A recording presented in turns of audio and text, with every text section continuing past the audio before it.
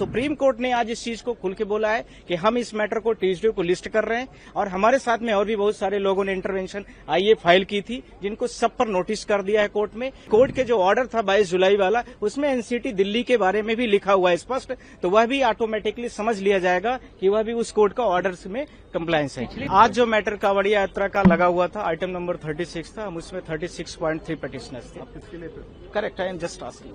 इसके बाद हमने एक आईए मूव किया था कोर्ट में कि जो उत्तर प्रदेश के सरकार ने 27/6 को स्पीकिंग ऑर्डर दिया था विभिन्न न्यूज चैनलों के माध्यम से, जिसमें उन्होंने मैंडेट किया था कि जितने भी यात्री हैं सबको अपने जो ढाबा है और जो इसके साथ में ऑनर्स है, उसके एम्प्लॉई हैं, सबके नेम को कोड करना है। इसी के साथ में एक दिन बाद उत्तराखंड के चीफ मिनिस्टर धामी जी ने भी इसी सेम स्टेटमेंट को रिपीट किया था।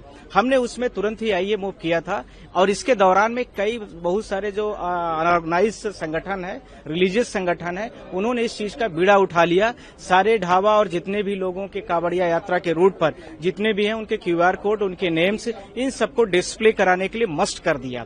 और इसके साथ में उनमें 5-6 हजार लोग थे। जो लोगों पर उनको डाउट कंडीशन थी, उस डाउट कंडीशन के लिए उन्होंने कपड़े उतरवाने की शुरुआत की, जैसा कि मुझे न्यूज चैनलों के माध्यम से भी पता चला है और न्यूज को भी मैं कोट कर रहा हूँ, आज तक वगैरह में और विभिन्न चैनलों में भी इन चीजों को दिखाया गया। साथ में कोर्ट से मैंने यह बोला था कि क्या उत्तर प्रदेश सरकार हो या राज्य सरकार कोई भी हो, इस प्रकार के मैकेनिज्म सिस्टम जो चल रहे हैं, क्या सरकारें कमजोर हो गई हैं?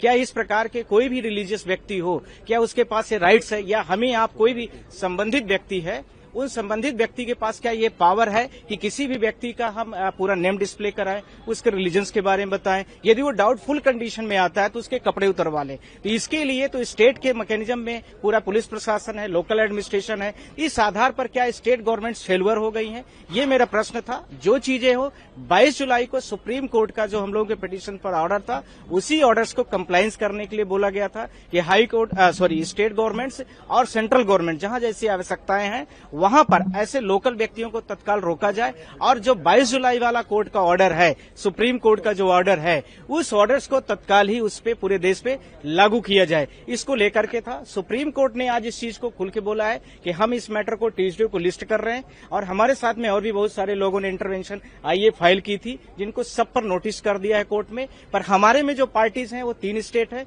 सबसे पहले उत्तर प्रदेश, दूसरा है उत्तराखंड और इसके साथ में मध्य प्रदेश।